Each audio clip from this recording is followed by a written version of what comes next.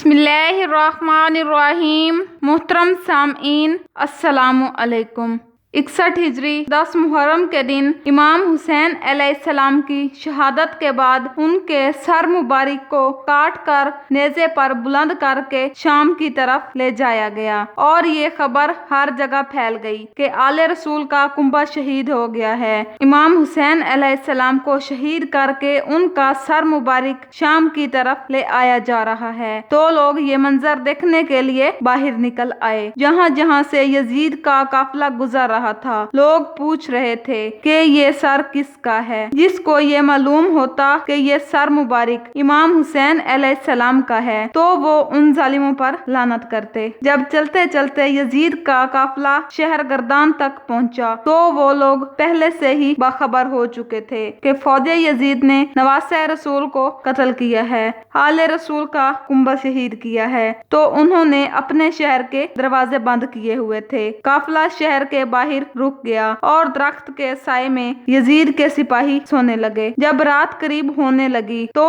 ایک راہب قریب آتا ہے اور دیکھتا ہے کہ ایک نورانی سر ہے۔ اس سر مبارک پر آسمان سے فرشتے آ کر سلام کر رہے ہیں اور وہ سر قرآن مجید کی تلاوت کر رہا ہے۔ جیسے ہی وہ واپس اپنے گھر گیا تو رات بھر چین سے نہ سو سکا، بار بار یہی سوچتا رہا کہ یہ سر کس مقدس ہستی کا ہے، اور وہ صبح ہوتے ہی آیا اور سپاہیوں سے پوچھنے لگا کہ یہ کس ہستی کا سر ہے۔ فوج یزید نے کہا یہ حسین ابن علی کا سر ہے۔ تو اس نے پوچھا کون حسین؟ تو شمر نے جواب دیا فاطمہ کا لال اور رسول اللہ صلی اللہ علیہ وآلہ وسلم کا نواسہ۔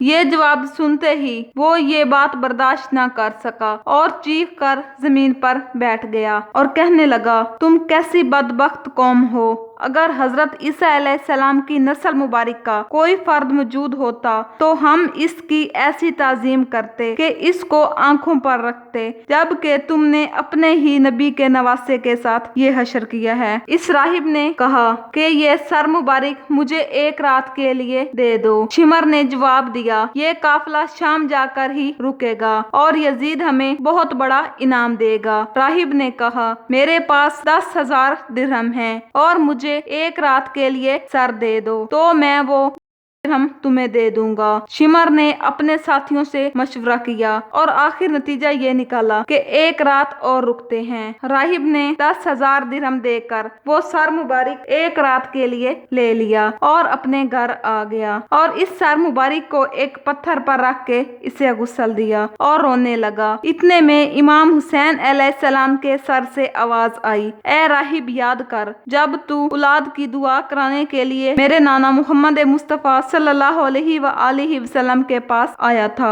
اور تمہارے مقدر میں اولاد نہ تھی، میں نے اللہ سے دعا کی تھی، اللہ نے تجھے 7 بیٹے عطا کر دیے تھے اور تم نے کہا تھا کہ ایک مرتبہ میرے گھر آنا۔ اے راہب آج میں حسین تیرے گھر آ ہی گیا۔ بس جیسے ہی امام حسین علیہ السلام کے سر سے راہب نے آواز سنی تو وہ زاروں کو تار رونے لگا کہ اے حسین علیہ السلام مجھے معاف کیجیے گا، مجھے معلوم ہوتا تو میں آپ کے قدموں پہ قربان ہوتا۔ راہب وہیں کلمہ پڑھ کر مسلمان ہو گیا۔ امام حسین علیہ السلام نے فرمایا اے راہب اللہ کی مرضی یہ ہے کیونکہ اس کا دین میرے خون سے ہی زندہ ہونا ہے۔ ساری رات وہ راہب امام حسین علیہ السلام کے سر سے گفتگو کرتا رہا۔ جب صبح ہوئی اور سر کو واپس کرنے کا وقت آیا تو وہ سوچنے لگا کہ میں سر کو واپس کیسے کروں۔ تاریخ نے لکھا ہے کہ وہ 7 بیٹے جو امام حسین علیہ السلام کی دعا سے اللہ نے اس راہب کو عطا کیے تھے، ان میں سے ایک کا سر کاٹ کے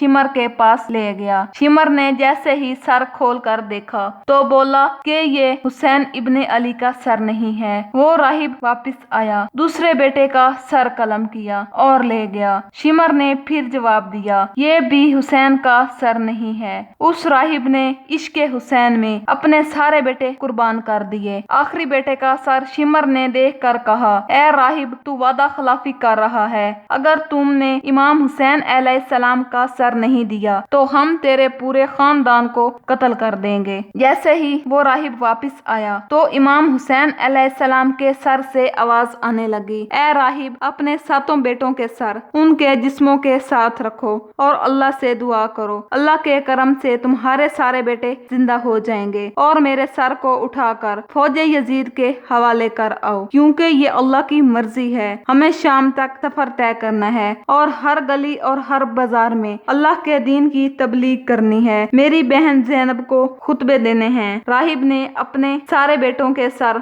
उनके जिस्मों पर रखे और अल्लाह से दुआ की तो अल्लाह के हुक्म से उसके सारे के सारे बेटे जिंदा हो गए। फिर वो राहिब रोता हुआ इमाम हुसैन अलैहिस्सलाम के सर मुबारक को फौजे यजीद के हवाले कर देता है और कहने लगा कि तुम कितने बदनसीब और बदबख्त हो, अपने रसूलुल्लाह सल्लल्लाहु अलैहि वसल्लम के उस नवासे को कत्ल किया है जिसके माथे पर रसूलुल्लाह सल्लल्लाहु अलैहि वसल्लम बोसा करते थे, और तुमने इन पर ये जुल्म किया है। तुम्हारा ये जुल्म क़यामत तक तुम्हारे लिए लानत बन जाएगा। तारीख गवाह है कि जिस पत्थर पर आपके सर मुबारक को रखा गया उस पत्थर से आज भी खून निकलता है, क्योंकि कुरान मजीद में भी इरशाद बारी ताला है, ऐ लोगो जो खुदा की राह में मारे जाएं उन्हें मुर्दा मत कहो बल्कि वो जिंदा हैं, लेकिन तुम्हें इसका शऊर नहीं। इमाम हुसैन अलैहिस्सलाम भी शहीद हुए थे। इसी वजह से इस पत्थर से आज भी खून निकलता है, क्योंकि शहीद कभी मरता नहीं और नाहक कभी छुपता नहीं। मोहतरम सामईन, अगर वीडियो अच्छी लगी हो तो हमारे चैनल को लाइक करें और सब्सक्राइब करें, क्योंकि इस तरह की इस्लामिक वीडियोस हम आपके लिए लाते ही रहते हैं।